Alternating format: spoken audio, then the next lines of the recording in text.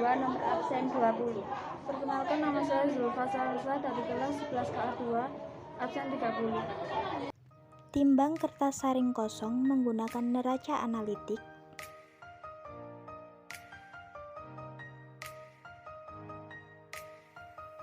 Lipat kertas saring menjadi 4 bagian.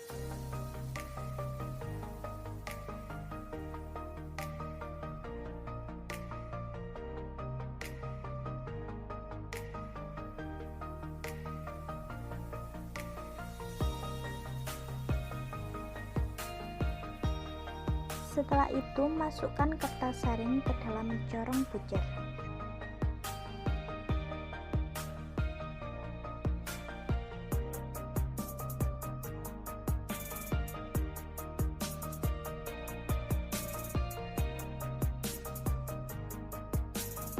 Kemudian, basahi kertas saring dengan aquades.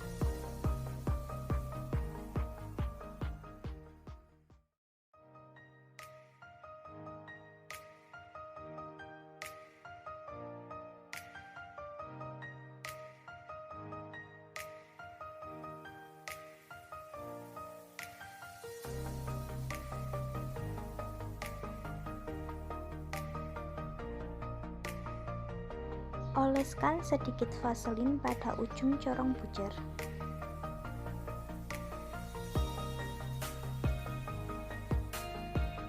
Sambungkan selang pada air menyer berpanjur. Lalu pasangkan corong pada air menyer berpanjur.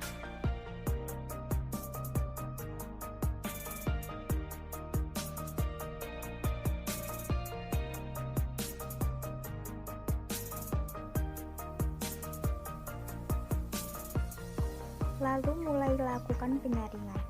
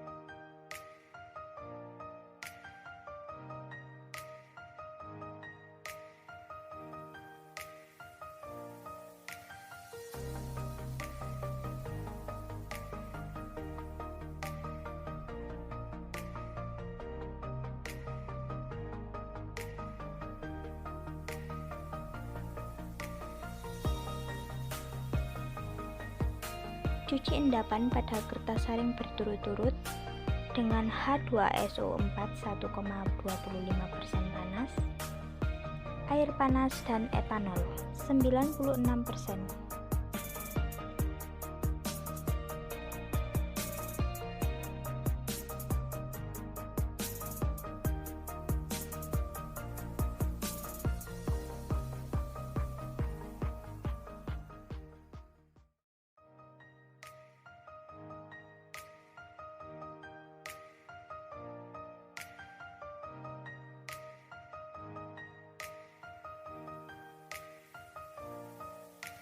Setelah itu angkat kertas saring beserta isinya.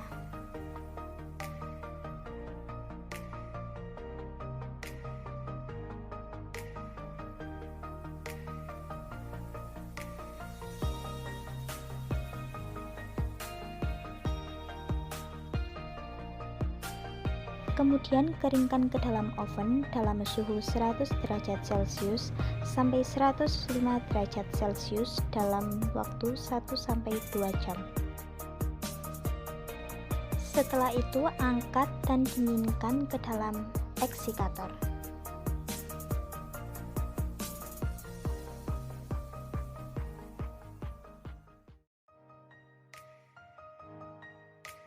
Kemudian timbang dan catat masanya. Berikut tabel data pengamatan yang kami peroleh dari praktikum penentuan uji kadar serat.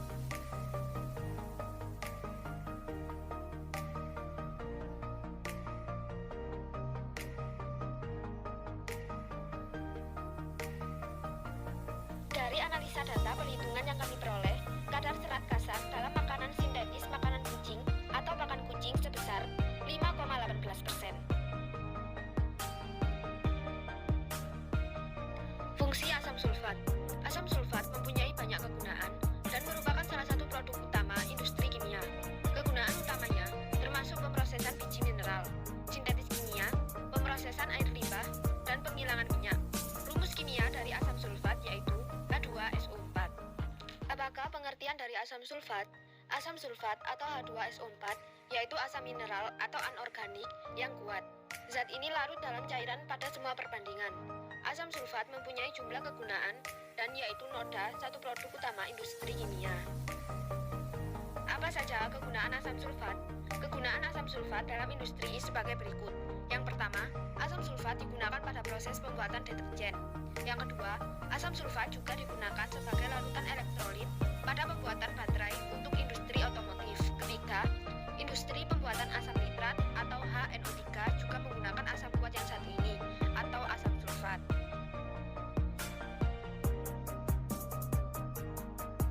Natrium hidroksida atau NaOH juga dikenal sebagai soda kaustik, soda api, atau sodium hidroksida adalah sejenis basa logam kaustik. Ia digunakan di berbagai macam bidang industri. Kebanyakan digunakan sebagai basa dalam proses produksi bubur kayu dan kertas, tekstil, air minum, sabun, dan deterjen. Basa NaOH adalah senyawa ionik yang bila dilarutkan dalam air akan terdisosiasi menjadi ion Na+ dan OH-. NaOH terdisosiasi sempurna, oleh karena itu disebut basa kuat. NH3 juga bersifat basa karena dalam reaksinya dengan air akan menghasilkan ion hidroksida. Penghirupan NaOH dapat menyebabkan mual, muntah, sesak napas, sakit tenggorokan, hingga gejala iritasi berat seperti pneumonia dan edema. Dilansir dari Vedantu, NaOH yang terkena mata dapat menyebabkan luka bakar menyeluruh yang mengakibatkan gangguan mata hingga kebutaan permanen. Bagaimana bahaya paparan NaOH terhadap manusia? Jika tertelan, luka bakar serius pada mulut, tenggorokan dan perut, kerusakan pada jaringan, dan kematian. Pendarahan, mual, diare, tekanan darah rendah. Jika kontak pada mata, akan menjadi korosif, iritasi, dan luka bakar yang dapat berakibat pada kerusakan penglihatan secara permanen, bahkan pada kebutaan.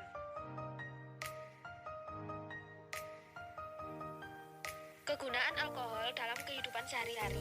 Etanol juga sering digunakan untuk pelarut organik dan juga bahan baku dasar dalam industri pewarna, kosmetik, bahan bakar, dan obat sintetis. Walaupun alkohol jenis etanol ini digunakan sebagai bahan untuk minuman, bukan berarti tidak berbahaya untuk tubuh manusia. Mengapa alkohol digunakan sebagai pelarut? Alkohol dipakai di industri sebagai pelarut atau reagent. Etanol digunakan sebagai pelarut pada obat-obatan dan parfum karena sifatnya yang relatif tak beracun dan dapat larut pada substansi non-polar.